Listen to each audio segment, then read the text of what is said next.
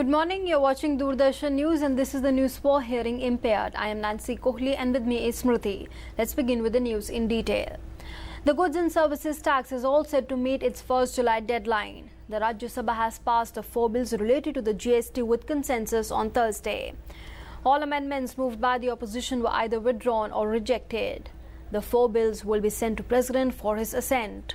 All the states will also now have to pass the respective state GST laws in their assemblies, and then the concept of one nation, one tax will become a reality. The clearing of bill has found all-round praise. Union Finance Minister Arun Jaitley called it a big day in parliamentary history. He's assured the House that special care has been taken to maintain the federal structure so that there is no conflict between the centre and the states. Information and Broadcasting Minister Venkaiah Naidu thanked all political parties, calling it a historic day.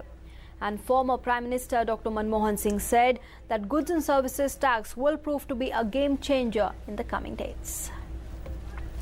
In Jharkhand, Prime Minister Narendra Modi emphasized on the immense importance of infrastructure in the development process as he laid the foundation stones for many projects in the state. Prime Minister laid the foundation stone of a multimodal terminal at Sahibganj on River Ganga. Forming an important part of the waterway from Varanasi to Haldia in West Bengal, the terminal will revolutionize the waterways transport system in this part of the country. The Prime Minister echoed the sentiments as he addressed the gathering at Sahibganj, saying that with the terminal, the area was ready for all-round connectivity and development. In Jammu and Kashmir, unprecedented snowfall has triggered multiple avalanches, burying the army post in Batalik sector in Kargil district of Ladakh. 4 of the 5 soldiers have been rescued while efforts are underway to rescue 1 more.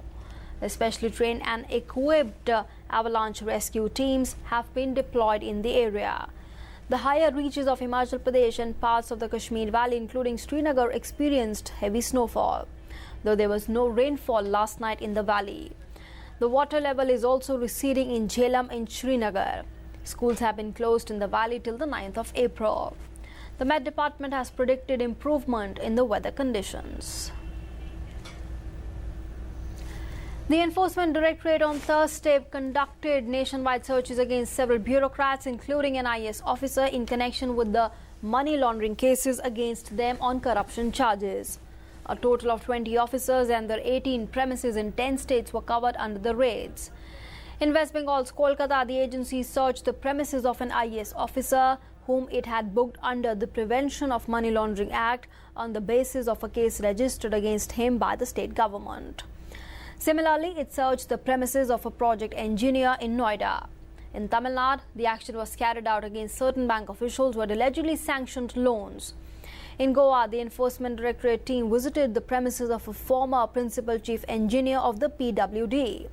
Raids were conducted against certain officials of the Employees Provident Fund Office in Andhra Pradesh.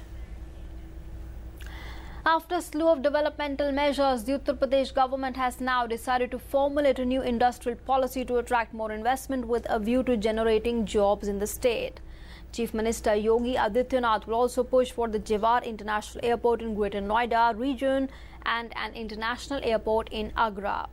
And land acquisition will be done on the basis of mutual consent. The United States has launched a military strike on Syrian government targets in retaliation for the chemical weapon attack on civilians earlier on in the week. U.S. warships launched 50 Tomahawk cruise missiles. The strikes are the first direct military action the U.S. has taken against the leadership of Syrian President Bashar al-Assad in the country's 6-year civil war and represent a substantial escalation of the U.S.'s military campaign in the region. The U.S. began launching airstrikes in Syria in September 2014 under the leadership of former U.S. President Barack Obama as part of its coalition campaign against the Islamic State, but has only targeted the terror group and not the Syrian government forces.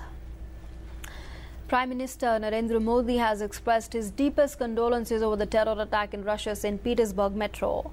Prime Minister Modi spoke with Russian President Vladimir Putin. The Prime Minister said that India resolutely condemns the crime. The two leaders called for more active efforts on part of the international community to fight terrorism and extremism.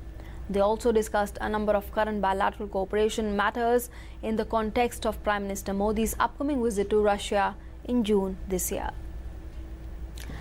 7th April is observed as the World Health Day. Each year, the World Health Organization selects a theme highlighting a particular priority area of public health. The theme for this year's Global Health Awareness Day is Depression, Let's Talk.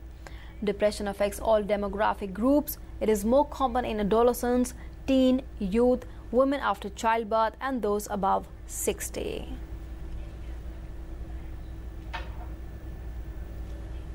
And with that, it's a wrap on this edition of the news. Thanks for being with us.